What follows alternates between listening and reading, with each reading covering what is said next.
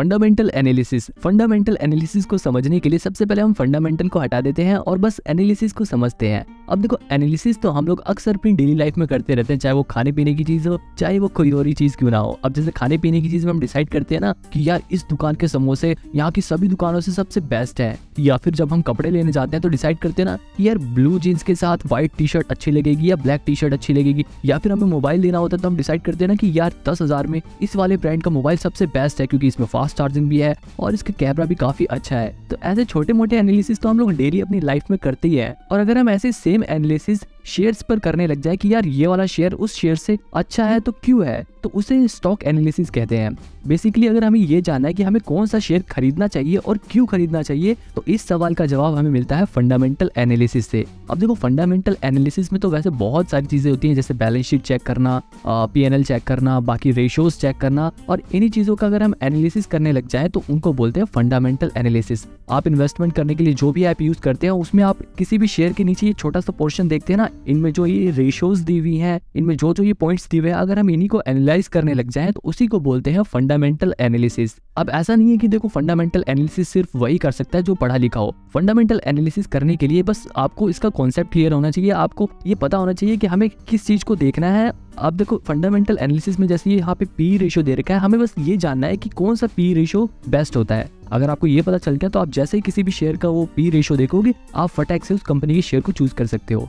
तो इस वीडियो में आपको कंपनी के इन सभी फंडामेंटल्स के एनालिसिस करना तो सिखाऊंगा ही, लेकिन उससे पहले मैं आपको बता दूं कि इस वीडियो में आपको एक चेकलिस्ट बनाना भी सिखाऊंगा, जिसे बनाकर आप किसी भी शेयर्स के फंडामेंटल को एनालाइज करते वक्त इसमें टिक लगा सकते हो। और इस चेकलिस्ट से आपको ये जानने में मदद मिलेगी कि कौन सा शेयर आपको खरीदना चाहिए और कौन सा नहीं खरीदना चाहिए। और लास्ट में मैं आपको बहुत ही ज्यादा इंपॉर्टेंट पॉइंट्स भी बताऊंगा, जिन्हें जानने के बाद आप आसानी से बिल्कुल सही शेयर चूज कर सकते हो। आपको फ्यूचर में प्रॉफिट होने के चांसेस बहुत ज्यादा बढ़ जाएंगे। अब देखो, फंडामेंटल एनालिसिस करने का मेन मकसद होता है कि हम ज्यादा से ज्यादा प्रॉफिट कमा सके। अब प्रॉफिट कैसे कमाएंगे? जब हम शेयर को सस्ते में खरीदेंगे और उसे महंगे में बेचेंगे, तब हम प्रॉफिट कमाएंगे। अब हमें ये कैसे पता चलेगा कि कोई शेयर सस्ता मिल रहा है या महंगा मिल रहा है? तो देखो, यहाँ पर काम आती है इंट्रिंसिक वैल्यू। अब देखो, इंट्रिंसिक वैल्यू को मैं बहुत ही ज्यादा कॉम्प्लिकेटेड नहीं करने वाला, क्योंकि मैं खुद जानता हूँ कि एक नए इन्वेस्टर को ऐसे नए नए शब्द सुन के बहुत ही परेशानी आती है उन्हें समझने में। अब देखो, जब भी हम कोई चीज खरीदते हैं तो सबसे पहले हम ये देखते हैं कि हमने जो चीज खरीदी उसके बदले में हमें वो वैल्यू मिली भी है या नहीं मिली। जैसे मान लो आप एक रेस्टोरेंट में समोसे खाने गए और वहाँ पे आपको 25 रुपए का एक समोसा मिला, वहीं आपने एक बार लोकल हलवाई वाले के पास से सिर्फ 10 रुपए में समोसे खरीदे और वो समोसे इतने बढ़िया थे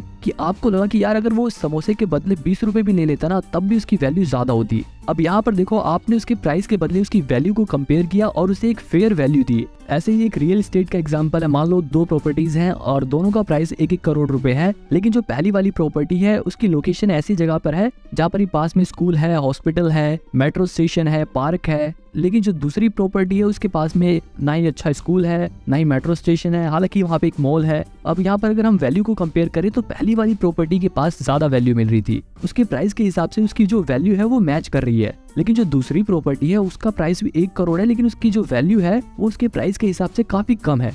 ऐसे ही बिल्कुल शेयर्स के साथ भी होता है। मान लो 2 शेयर्स हैं और दोनों की जो फेयर वैल्यू है वो 100 रुपए है, और जो पहले वाला शेयर है वो 100 रुपए का ही मिल रहा है, लेकिन जो दूसरा वाला शेयर है वो 150 रुपए का मिल रहा है, क्योंकि मार्केट उसको ज्यादा भाव दे रही है। हालांकि दोनों की फेयर वैल्यू 100 रुपए है, लेकिन जो दूसरा शेयर है वो ओवर वैल्यूड है, उसका भाव काफी ज्यादा है। तो ऐसे सिचुएशन में आप कौन सा शेयर खरीदोगे? एक ओवर वैल्यूड शेयर खरीदोगे या एक शेयर जो अपनी फेयर वैल्यू पे है? ऑब्वियसली जो शेयर अपनी फेयर वैल्यू पे है आप वही शेयर खरीदोगे। तो इंट्रिंसिक वैल्यू यही जानने में हेल्प करती है कि कौन सा शेयर फेयर वैल्यू पे है और कौन सा शेयर ओवर वैल्यूड पे है। इंट्रिंसिक वैल्यू हमें ये बताने में हेल्प करती है कि कौन सा शेयर हमें सस्ते दाम पे मिल रहा है, कौन सा महंगे दाम पर मिल रहा है। अब ये इंट्रिंसिक वैल्यू चेक कैसे करते हैं, सवाल ये उठता है। तो देखो, इंट्रिंसिक वैल्यू चेक करना बहुत ही आसान है। आप किसी भी शेयर की वैल्यू एक क्लिक में चेक कर सकते हो। मैं आपको वीडियो के लास्ट में बताऊंगा कि इंट्रिंसिक वैल्यू कैसे चेक करते हैं, बिल्कुल आसान है। लेकिन उससे पहले हम बाकी जरूरी चीजों को भी जान लेते हैं। अब देखो, फंडामेंटल एनालिसिस में जो दूसरी चीज आती है वो होती है मार्केट कैप। अब मार्केट कैप का मतलब क्या होता है? अब देखो, सबसे सरल भाषा में बताऊं तो यहाँ पे देखो, मार्केट कैप जो लिखा हुआ है ना, इसका मतलब ये है कि अगर आपको ये पूरी कंपनी खरीदनी है तो आपको कितने रुपए देने होंगे।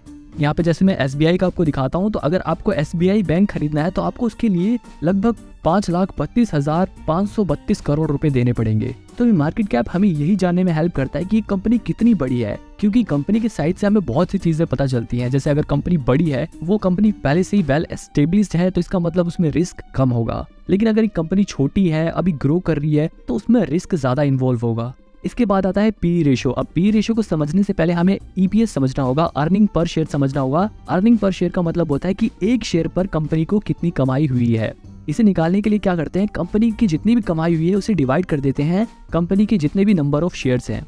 यहाँ पर अर्निंग को नंबर ऑफ शेयर से डिवाइड कर दिया तो यहाँ पर अर्निंग पर शेयर निकल जाएगी। जैसे रिलायंस इंडस्ट्रीज का अर्निंग पर शेयर कितना है, 98.38 रुपए, यानी कि लगभग 98 रुपए पर शेयर रिलायंस इंडस्ट्रीज ने कमा के दिए हैं। पी रेशो का मतलब क्या था, पी रेशो का मतलब ये था प्राइस अपॉन में अर्निंग। अब यहाँ पे प्राइस कितना है, जैसे यहाँ पे लगभग प्राइस है 2500 रुपए, 2480 रुपए लगभग प्राइस है। उसको अगर हम डिवाइड कर देंगे अर्निंग पर शेयर से तो हमारा पी रेशो निकल जाएगा। जैसे यहाँ पर पी रेशो दिया हुआ है 25.68। पी रेशो किस काम आता है, मेन बात तो यही है। कैसे निकलता है उससे हमें उतना मतलब नहीं है, लेकिन मेन बात तो यही है कि आखिर इसे देखकर क्या पता लगाया जाता है। तो देखो पी रेशो देखकर हमें साफ सीधी बात है ये पता लगाया जाता है कि किस कंपनी में हमें कितने रुपए लगाएंगे तो कितने रुपए का प्रॉफिट होगा। जैसे रिलायंस में अगर आप लगभग 25 रुपए लगाओगे तो आपको 1 रुपए की कमाई होगी।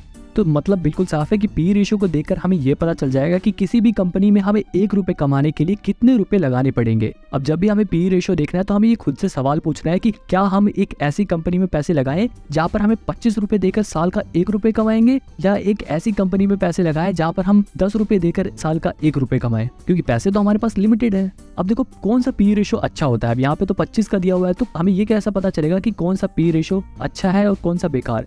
पी रेशो जितना कम हो उतना अच्छा माना जाता है। अगर पी रेशो वैसे 20 से कम हो तो उसे अच्छा माना जाता है, लेकिन अगर 1, 2, 3 हो तो वो सबसे बेस्ट होते हैं, क्योंकि 1 का पी रेशो का मतलब होता है कि आपको सिर्फ 1 रुपए लगाने पर 1 रुपए की कमाई होगी साल में। जैसे मैं यहाँ पे आपको टाटा स्टील का शेयर दिखाता हूँ और यहाँ पे आप टाटा स्टील में देखो तो उसका पी रेशो लगभग 5 रुपए का है। वही रिलायंस इंडस्ट्रीज का जो पी रेशो लगभग 25 रुपए का था। अब आप ये खुद से डिसाइड करो कि आप ऐसी जगह पर पैसे लगाओगे जहां पर आपको 25 रुपए लगाने पर साल में 1 रुपए की कमाई हो, या आप एक ऐसी कंपनी में पैसे लगाओगे जहां पर आपको 5 रुपए लगाने पर साल में 1 रुपए की कमाई हो।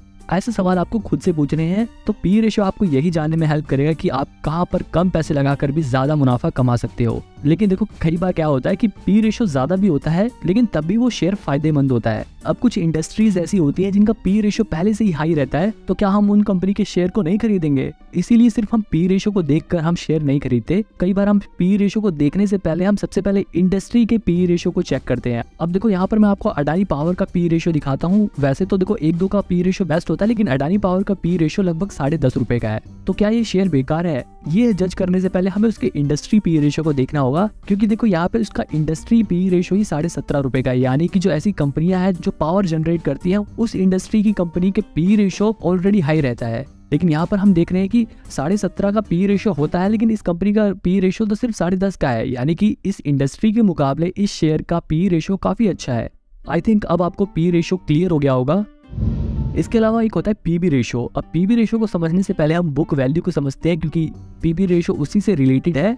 तो बुक वैल्यू का मतलब होता है कि अगर मान लो आज ही के दिन ये कंपनी बंद हो जाए तो आपको एक शेयर के बदले कितने रुपए मिलेंगे, ये डिपेंड करता है बुक वैल्यू पर। जैसे मैं आपको वापस एसबीआई का ही शेयर दिखाता हूँ, तो यहाँ पर आप देखो एसबीआई का जो शेयर प्राइस है वो लगभग 590 रुपए के आसपास है। अब उसकी जो बुक वैल्यू है वो 373 रुपए के आसपास है, यानी 373 रुपए के आसपास है। इसका मतलब ये है कि अगर आज ही के दिन एसबीआई बैंक बंद हो जाए तो आपको एक शेयर पर 373 रुपए मिलेंगे। तो बुक वैल्यू का मतलब ये था। और इस पीबी रेशियो का मतलब क्या था? इस पीबी रेशियो का मतलब था price divided upon book value. यहाँ पे जैसे प्राइस लगभग 592 रुपए है और उसकी जो बुक वैल्यू है वो लगभग 373 रुपए है। तो अगर हम इसको डिवाइड कर देंगे तो हमारी जो पीबी रेशियो है वो निकल जाएगी 1.74 की। तो सिंपल सी बात है, यहाँ पर पीबी रेशियो को देखकर आपको ये पता चलता है कि आपको लगभग 1.74 रुपए अगर आपने लगाए हैं तो उसके बदले आपको 1 रुपए मिलेंगे अगर ये कंपनी आज के दिन ही बंद हो जाती है। यहाँ पर हम रिलायंस का एग्जांपल लेते हैं। यहाँ पर देखो रिलायंस इंडस्ट्रीज का जो शेयर प्राइस है वो लगभग 2480 रुपए है और उसकी जो बुक वैल्यू है वो लगभग 1200 रुपए है। इसका मतलब ये है कि अगर रिलायंस इंडस्ट्रीज आज के दिन ही बंद हो जाती है तो आपको एक शेयर पर लगभग 1200 रुपए मिलेंगे। बुक वैल्यू का मतलब हमें आज ही के दिन अगर कंपनी बंद होती है तो कितने रुपए मिलेंगे। और पीबी रेशियो का मतलब था प्राइस अपॉन में बुक वैल्यू। जैसे कि यहाँ पर रिलायंस का जो प्राइस था वो लगभग 2500 रुपए का था और उसकी जो बुक वैल्यू है वो लगभग 1200 रुपए की है। तो इन दोनों को डिवाइड करेंगे तो यहाँ पर इसका पीबी रेशियो निकलता है 2.19। यानी कि अगर आज ही रिलायंस इंडस्ट्रीज बंद हो जाती है तो आपको 2 रुपए पर 1 रुपए आपको मिल जाएंगे।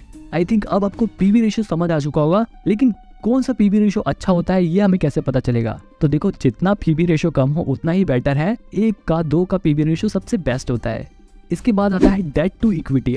डेट टू इक्विटी रेशियो भी बहुत ही इंपॉर्टेंट होता है, क्योंकि इसे भी देखकर हम कंपनी के बारे में काफी कुछ पता लगा सकते हैं। देखो, डेटर वो होते हैं जो कंपनी को उधार देते हैं ब्याज के बदले में, और इक्विटी वो होती है जो कंपनी को ओनरशिप के बदले में पैसा देते हैं। इक्विटी होल्डर कंपनी के मालिक होते हैं और डेटर्स जो होते हैं वो कंपनी के कर्जदार होते हैं। अब यहाँ पर खुद ही लॉजिक लगाओ, अगर कंपनी के डेटर्स ज्यादा हो जाए, यानी कि अगर कंपनी ने ज्यादा लोगों से उधार ले रखा है, तो वो भी कंपनी के लिए अच्छा नहीं है। अगर कंपनी के बहुत सारे मालिक ही हो जाए तब भी वो भी कंपनी के लिए अच्छा नहीं है। तो डेट टू इक्विटी जो रेशियो होता है वो एक बैलेंस रेशियो होना चाहिए, और इसी चीज का पता हम डेट टू इक्विटी रेशियो को देखकर लगाएंगे। अब जैसे यहाँ पर हम रिलायंस इंडस्ट्रीज के शेयर को देखें तो यहाँ पर इसका डेट टू इक्विटी रेशियो दिया हुआ है 0.40, डेट ऊपर और इक्विटी नीचे। अब जैसे मैं यहाँ पर वापस SBI का एग्जांपल लेता हूँ, और यहाँ पर हम देखो डेट टू इक्विटी रेशियो को देखें तो 1.55 लिखा है। इसका मतलब ये है कि लगभग 1 रुपए की इक्विटी पर लगभग 1.5 रुपए का कर्ज SBI बैंक ने ले रखा है। कर्ज जितना ज्यादा होगा कंपनी के लिए उतना ही बेकार है, क्योंकि अगर कर्ज ज्यादा होगा तो कंपनी को ज्यादा ब्याज चुकाना पड़ेगा, ज्यादा इंटरेस्ट देना पड़ेगा,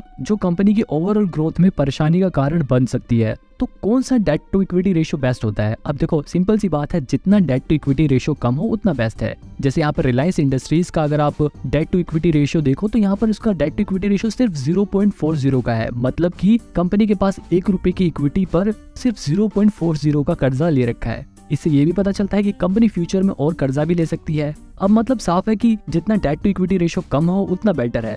लेकिन कई बार क्या होता है कि डेट टू इक्विटी रेशियो अगर ज्यादा हो तो उसे भी अच्छा साइन माना जाता है। कई बार इन्वेस्टर्स को ऐसा भी लगता है कि कंपनी का अगर डेट टू इक्विटी रेशियो ज्यादा है तो कंपनी में कुछ तो दम होगा, तभी तो डेटर्स ने पैसा दिया है। कई बार ज्यादा डेट टू इक्विटी रेशियो को भी लोग पॉजिटिव साइन की तरह देखते हैं। लेकिन सिंपल सी बात है, हम जैसे आम और छोटे इन्वेस्टर को ज्यादा दिमाग नहीं लगाना, हमें सिर्फ ये देखना है कि डेट टू इक्विटी रेशियो कम है तो बेस्ट है। अब देखो, इसके अलावा एक और इम्पोर्टेंट चीज होती है डिविडेंड। अब जैसे यहाँ पर आपने देखा होगा डिविडेंड यील्ड नाम से एक परसेंटेज दी है 0.32 की। अब डिविडेंड यील्ड का मतलब क्या होता है? कंपनी ने कितना डिविडेंड दिया है, यानी कि कंपनी ने अपने जो शेयर होल्डर्स हैं उनको अपने प्रॉफिट का कितना हिस्सा दिया है। डिविडेंड देखकर हम ये पता लगा सकते हैं कि कंपनी का फंडामेंटल कैसा है। अगर कंपनी डिविडेंड ज्यादा पे कर रही है तो इसका मतलब सीधी सी बात है कंपनी प्रॉफिट ज्यादा अर्न कर रही है, इसलिए वो ज्यादा डिविडेंड लोगों में बांट रही है। लेकिन कई बार ऐसा होता है कि कंपनी ज्यादा प्रॉफिट तो अर्न करती है, लेकिन फिर भी उसका जो डिविडेंड यील्ड होता है वो कम होता है, क्योंकि कई बार कंपनियां क्या करती है, अपना जो पैसा होता है, जो प्रॉफिट होता है, उसे बचाती हैं अपने कंपनी की ग्रोथ के लिए, कंपनी को बड़ा करने के लिए, कंपनी के एक्सपेंशन के लिए। इसलिए वो अपना डिविडेंड कम बांटती हैं। इसीलिए डिविडेंड उतना मैटर नहीं करता। लेकिन हाँ, अगर डिविडेंड ज्यादा है तब तो बल्ले बल्ले, लेकिन अगर कम भी है तब भी कोई प्रॉब्लम वाली बात नहीं है। अब देखो, कुछ शेयर ऐसे भी होते हैं जो ज्यादा डिविडेंड पे करते हैं। जैसे कि अगर हम टाटा स्टील का एग्जांपल ले तो इसने पिछले साल लगभग एक शेयर पर 51 रुपए का डिविडेंड दिया था। अब देखो, इस शेयर का प्राइस ही लगभग 100 रुपए के आसपास था, उसने 51 रुपए का डिविडेंड दिया था। अब देखो, यहाँ पर आप सोच रहे हो कि यार इस कंपनी ने इतना ज्यादा डिविडेंड कैसे दिया। अब देखो, ऐसी जो कंपनियां होती हैं, टाटा स्टील जैसी जो कंपनियां होती हैं, इंडियन ऑयल जैसी कंपनियां जो होती हैं, वो पहले से ही एक्सपेंड हो चुकी हैं। अब उनको और एक्सपेंशन की जरूरत नहीं है और बड़ा करने की जरूरत नहीं है अपनी कंपनी को, इसलिए अब वो अपने प्रॉफिट को डिस्ट्रीब्यूट करना ही बेहतर समझती हैं। हालांकि उन्होंने अपने एक्सपेंस के लिए, अपने ग्रोथ के लिए प्रॉपर अमाउंट बचा के रखा होगा। ऐसा नहीं है कि उन्होंने सारा पैसा लुटाई दिया, उन्होंने अपने पास कुछ पैसा जरूर बचा के रखा होगा। तो ये कुछ रेशोज थी। इसके अलावा आप डोमेस्टिक इंस्टीट्यूशन और फॉरेन इंस्टीट्यूशनल इन्वेस्टर्स को देखकर भी कंपनी के शेयर्स के बारे में काफी कुछ पता लगा सकते हो। जैसे कि अगर किसी भी कंपनी के शेयर होल्डिंग पैटर्न में डोमेस्टिक इंस्टीट्यूशंस का या फिर फॉरेन इन्वेस्टर्स का शेयर होल्डिंग परसेंटेज ज्यादा है, तो यहाँ पर आप ये अंदाजा लगा सकते हो कि शायद वो कंपनी फ्यूचर में ग्रो करेगी, या उस कंपनी में दम है तभी उस कंपनी में फॉरेन इन्वेस्टर्स और डोमेस्टिक इंस्टीट्यूशंस इन्वेस्ट कर रहे हैं। क्योंकि जो ये डोमेस्टिक इंस्टीट्यूशंस होते हैं या फॉरेन इन्वेस्टर्स होते हैं, वो प्रोफेशनल लोग होते हैं, वो प्रोफेशनल इंस्टीट्यूशन होते हैं जिनका काम ही इन्वेस्टमेंट करने का है। तो वो लोग इस काम में एक्सपर्ट होते हैं और वो लोग कंपनी को बहुत डीपली रिसर्च करने के बाद किसी भी कंपनी में पैसे लगाते हैं। तो किसी भी कंपनी में अगर डोमेस्टिक इंस्टीट्यूशन या फिर फॉरेन इन्वेस्टर की शेयर होल्डिंग परसेंटेज ज्यादा है तो उस कंपनी के शेयर प्राइसेस फ्यूचर में बढ़ने के चांसेस ज्यादा होते हैं। इसके अलावा एक होता है प्रमोटर्स प्लेजिंग। अब यहाँ पर ये सोचो कि किसी भी कंपनी के बारे में सबसे अच्छा कौन जानता होगा? वो आदमी जिसने उस कंपनी को खोला हो, है ना। तो अब ये सोचो कि अगर उसी आदमी के शेयर उस कंपनी में कम है तो उसका मतलब क्या है? तो अगर उस आदमी के शेयर उस कंपनी में ज्यादा है तो इसका मतलब ये है कि उसे अपनी कंपनी के ऊपर भरोसा है कि उसकी कंपनी फ्यूचर में अच्छा करेगी। लेकिन जिसने कंपनी खोली है, अगर उसी आदमी को अपनी कंपनी में भरोसा नहीं है और उसी के शेयर उस कंपनी में कम है, यानी कि उसकी प्लेजिंग बढ़े, तो ये एक बेकार साइन है। क्योंकि जब उसी आदमी को अपनी कंपनी पर भरोसा नहीं है तो किसी बाहर के इन्वेस्टर को क्या ही भरोसा होगा उस कंपनी पर। इसके अलावा अगर किसी भी कंपनी के प्रमोटर्स की प्लेजिंग कम है तो इसका मतलब ये भी हो सकता है कि शायद उस कंपनी के जो प्रमोटर्स हैं, जिन्होंने उस कंपनी को खोला है, उन्हें ऐसा लग रहा है कि शायद उनकी कंपनी फ्यूचर में ग्रो करेगी, इसलिए उनकी प्लेजिंग कम है। तो इन्हीं चीजों को समझने के लिए प्रमोटर्स प्लेजिंग को देखा जाता है। अब देखो, इसके अलावा एक और बहुत ही जरूरी चीज होती है कंपनी की बैलेंस शीट को चेक करना। लेकिन अब देखो, आप में से बहुत सारे लोग कॉमर्स बैकग्राउंड से नहीं होंगे, जिनके लिए ये समझना काफी कॉम्प्लिकेटेड हो सकता था। लेकिन मैं आपको बहुत ही आसान तरीके से बताऊंगा और सिर्फ जरूरी चीजें आपको बताऊंगा। देखो, चाहे कोई भी कंपनी हो, वो कुछ ना कुछ बेचती है, चाहे वो सर्विस हो या प्रोडक्ट हो। तो उसे बेचने से उसकी जो सेल्स होती है, यानी कि जो उससे रेवेन्यू होती है, जो उसकी कमाई होती है, उसको बोलते हैं टॉप लाइन।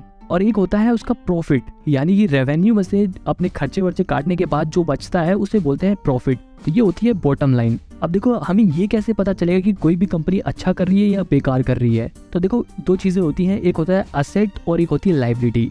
देखो, आप कोई भी इन्वेस्टमेंट के लिए ऐप यूज करते हो, उसके अंदर अलग से बैलेंस शीट बहुत कम चांसेस है कि दिखाए। उसके अंदर आपको जो सेल्स होती है वो रेवेन्यू वाले पोर्शन में दिखता है। जैसे यहाँ आपको ग्रो ऐप के अंदर फाइनेंशियल्स के अंदर ही रेवेन्यू दिखेगी। ये रेवेन्यू ही कंपनी की सेल्स होती है और सेल करने पे जो कंपनी को पैसा मिलता है उसी को रेवेन्यू बोलते हैं, यानी कि जो कंपनी की कमाई हुई है। यहाँ पे हम रेवेन्यू को देख सकते हैं। जैसे मैंने यहाँ पर डाबर इंडिया का शेयर खोल लिया है, यहाँ पे देखो आप उसकी रेवेन्यू देख सकते हो, यानी कि उसकी जो सेल्स हुई है, जो उसकी कमाई हुई है, वो हर क्वार्टर में कितनी थी यहाँ पे दिखा रहा है। और अगर आप उसे ईयर का करके देखना चाहते हो तो यहाँ पे ईयर का भी करके देख सकते हो। यहाँ पे हर साल उसको कितनी रेवेन्यू हुई है वो दिखाया गया है। अब इस रेवेन्यू में से कंपनी अपने खर्चे को माइनस करती है, तो जो बचता है उसे बोलते हैं प्रॉफिट। तो यहाँ पे हम कंपनी के प्रॉफिट को भी देख सकते हैं। कंपनी को हर क्वार्टर में कितना प्रॉफिट हुआ, कंपनी को हर साल में कितना प्रॉफिट हुआ, हम हर चीज यहाँ पे देख सकते हैं। अब देखो, यहाँ पे ध्यान देने वाली बात ये है कि इन दोनों चीजों को देखकर हमें ये पता लगाना होता है कि कंपनी ग्रो कर रही है या नहीं कर रही। अगर कंपनी की सेल्स हर साल बढ़ रही है तो उसकी रेवेन्यू भी हर साल बढ़ेगी, और अगर कंपनी की रेवेन्यू बढ़ रही है तो कंपनी का प्रॉफिट भी उसी तरह से बढ़ेगा। लेकिन कई बार क्या होता है कि कंपनी का जो रेवेन्यू तो बढ़ती है लेकिन प्रॉफिट नहीं बढ़ता। ऐसा इसलिए होता है कि कई बार क्या होता है, जो कंपनियां होती हैं वो अपनी ग्रोथ पे पैसा लगा लेती हैं। वो अपना प्रॉफिट होता है, उस प्रॉफिट को अपनी ग्रोथ में खर्च करती हैं, अपना ब्रांड बिल्ड करने में खर्च करती हैं, अपना एडवर्टीजमेंट में खर्चा कर देती हैं। तो जिसकी वजह से उनका प्रॉफिट कम हो जाता है, लेकिन उनकी सेल्स बढ़ रही है लेकिन प्रॉफिट कम हो जाता है। तो इस केस में हमें एक और चीज देखनी होती है, वो होती है नेट वर्थ। जैसे यहाँ पर आप इस शेयर की नेट वर्थ भी देख सकते हो। नेट वर्थ से हमें क्या पता लगता है कि कंपनी की जो वैल्यू है, यानी कि हर साल कंपनी की जो वैल्यू कितने की है। मान लो जैसे 2018 में डाबर इंडिया 5,700 करोड़ की थी, अगले साल उसकी वैल्यू थोड़ी सी गिर गई, 5,600 करोड़ की वैल्यू हो गई। लेकिन 2020 में उसकी वैल्यू 6,600 करोड़ बढ़ गई, यानी कि 1,000 करोड़ बढ़ी। फिर अगले साल लगभग 1,000 करोड़ की उसकी वैल्यू बढ़ी, और अगले साल फिर उसकी वैल्यू बढ़ी है, और 2022 में भी उसकी वैल्यू बढ़ी है। यहाँ पर आप नेट वर्थ को देखकर अंदाजा लगा सकते हो कि कंपनी हर साल ग्रो कर रही है, हर साल कंपनी और भी बड़ी होती जा रही है। तो बिल्कुल सिंपल, आपको बहुत सारी बैलेंस शीट चेक नहीं करनी, आप इन्हें देखकर भी काफी कुछ अंदाजा लगा सकते हो। हाँ, ऑब्वियसली अगर आपको डीप एनालिसिस करना है, आपको काफी गहराई में एनालिसिस करना है, तो उसके लिए तो बैलेंस शीट जरूरी है। लेकिन अगर आप इतना काम भी कर लेते हो तो 90% चांसेस है कि आप सही शेयर चूज करोगे और आपको अच्छा खासा रिटर्न भी मिल जाएगा।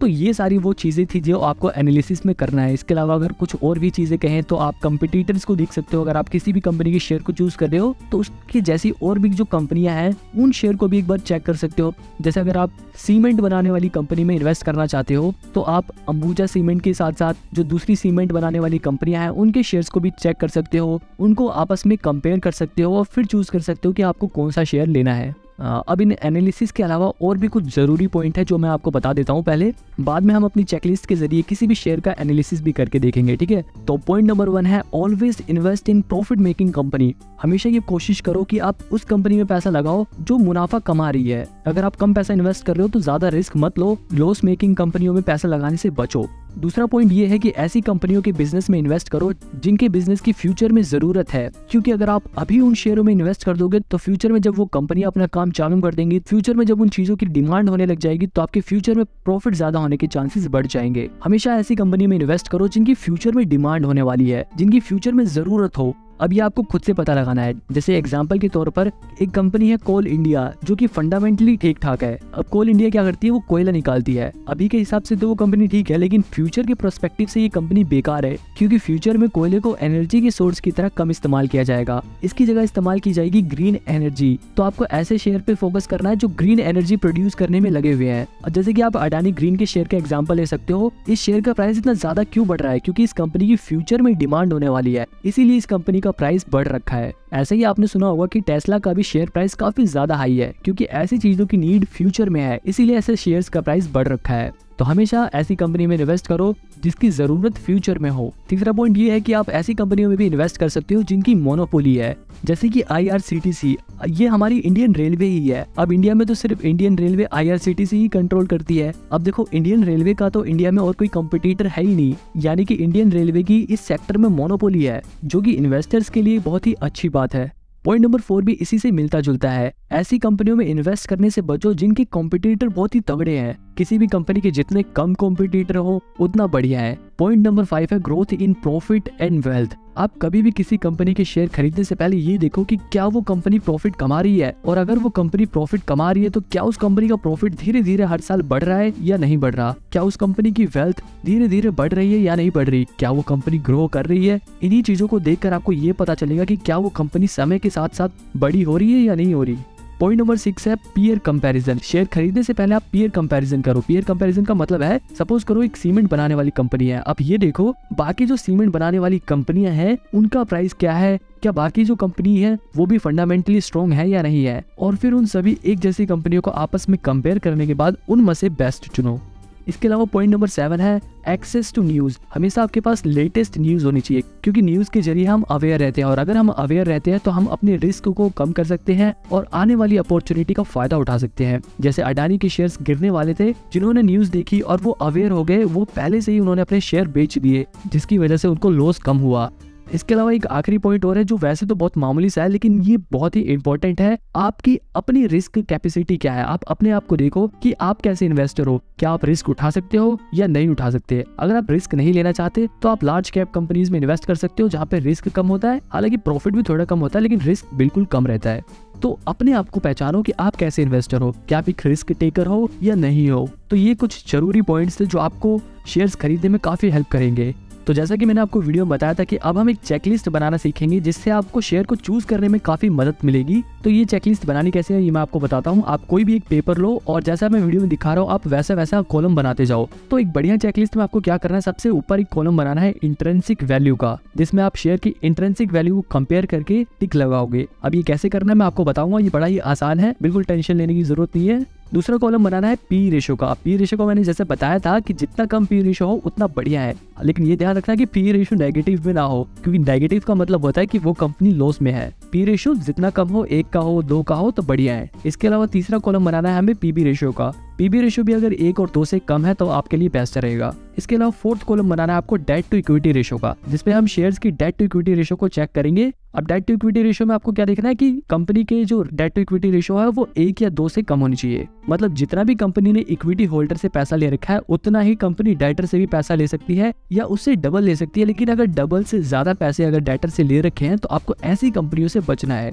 ठीक है। अब कॉलम नंबर 5 रहेगा हमारा शेयर होल्डिंग पैटर्न। इसमें हमें ये देखना है कि क्या कंपनी के प्रमोटर्स के पास, फॉरेन इंस्टीट्यूशंस के पास, डोमेस्टिक इंस्टीट्यूशंस के पास ज्यादा से ज्यादा शेयर्स का हिस्सा है या नहीं है। मतलब जितना ज्यादा इनका शेयर होल्डिंग पैटर्न रहेगा उतना ही आपके लिए बढ़िया है।